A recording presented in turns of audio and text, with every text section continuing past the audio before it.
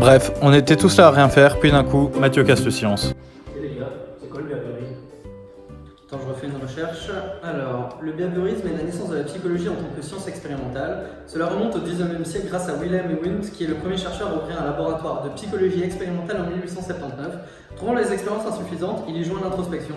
Ces observations se basaient sur la mesure des comportements d'un groupe témoin avec un groupe expérimental. Le behaviorisme est donc né en opposition aux théories non scientifiques.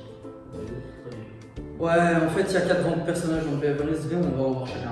Ouais. Bon.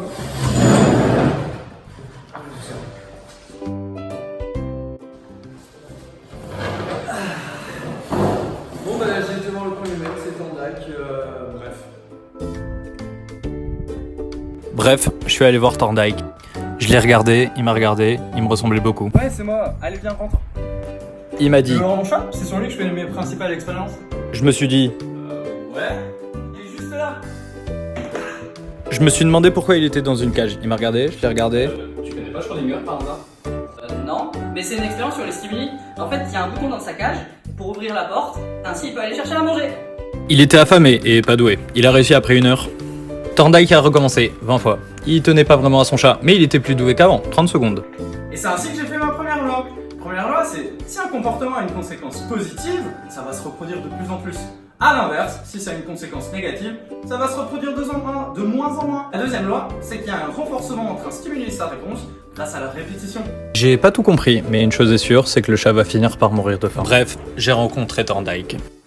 Waouh, la reconnaissance là quand même. Alors, moi, il y a des années j'ai envie de faire pire. Enfin bref, je vous raconte. Bref, j'ai rencontré Pavlov. Quand je suis arrivé chez lui, je l'ai regardé, il m'a regardé, je l'ai regardé, il m'a montré son chien. Le chien était affamé, attaché, avec une assiette vide et une cloche à côté. Pavlov a commencé à faire sonner la cloche, mais le chien n'a eu aucune réaction. Ensuite, il a fait sonner la cloche et il lui a apporté de la nourriture. Le chien s'est mis à saliver et il a recommencé ça beaucoup de fois. Vraiment beaucoup de fois. Ensuite, il m'a dit, regarde, je vais réussir à faire saliver le chien sans lui apporter de nourriture. Il a fait sonner la cloche et le chien a commencé à saliver. Son expérience était finie et il m'a ensuite expliqué pourquoi. Pavlov m'a alors expliqué qu'en combinant un stimulus neutre, le son de la cloche, avec un stimulus inconditionnel, le chien qui salive, plusieurs fois, on pouvait obtenir une réaction avec le stimulus neutre. Mais celui-ci s'avérait alors un stimulus conditionnel.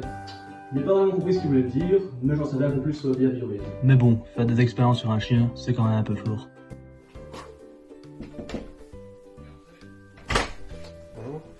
Bref, j'ai rencontré Watson. Je suis rentré, j'ai dit « C'est vous, Watson? Il m'a répondu « Oui ». Je lui ai dit Vous avez fait quoi juste pour la psychologie? Il m'a répondu La psychologie est objective, elle se base sur des expériences.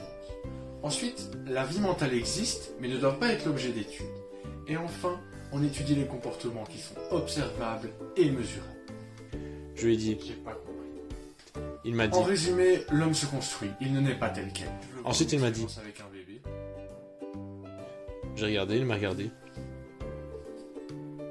J'ai eu peur, je suis parti, j'ai vomi, j'ai réfléchi, je suis revenu, j'ai dit.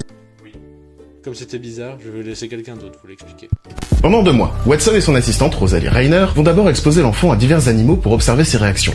Face aux chiens, aux singes et même aux rats, le bambin est intrépide. Ses réactions semblent assez neutres et il essaye même de toucher ces animaux. Mais il ne s'agit ici que de la première étape. Pour la suite de son expérience, Watson va s'inspirer des travaux de Pavlov sur le conditionnement. Et bien dans l'expérience de Watson, le stimulus neutre, c'est l'animal, le rat blanc. Voulant conditionner la peur chez l'enfant, Watson ajoute un élément qui va provoquer cette réaction. Il va taper très fort sur une barre métallique juste derrière l'enfant. Sans surprise, le jeune Albert B se met à pleurer à chaque fois. Au bout d'un temps, son conditionnement est réussi. Lorsqu'il voit un rat, il en a peur, il pleure, sans même qu'une quelconque barre métallique ne soit frappée. Il a peur du rat blanc, mais aussi de toutes sortes de fourrures, pouvant rappeler ce maudit animal. Et même d'un masque de Père Noël à la barbe bien fournie. Enfin, je voulais faire cette expérience pour démontrer la généralisation des stimuli et le recouvrement spontané d'une réponse conditionnée. Wow, moi ça vient du sol, il a fait ça avec des rats, c'est Skinner. Mais non, ce Skinner là. Bon bref, c'est Skinner.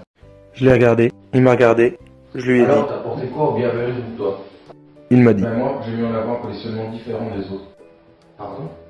Pour faire simple, je peux choisir que le comportement soit augmenté grâce à des contingences de renforcement positives ou négatives, ou qu'il soit diminué grâce à des contingences de punition positives ou négatives. Enfin, bref, tout ça, c'est le behaviorisme.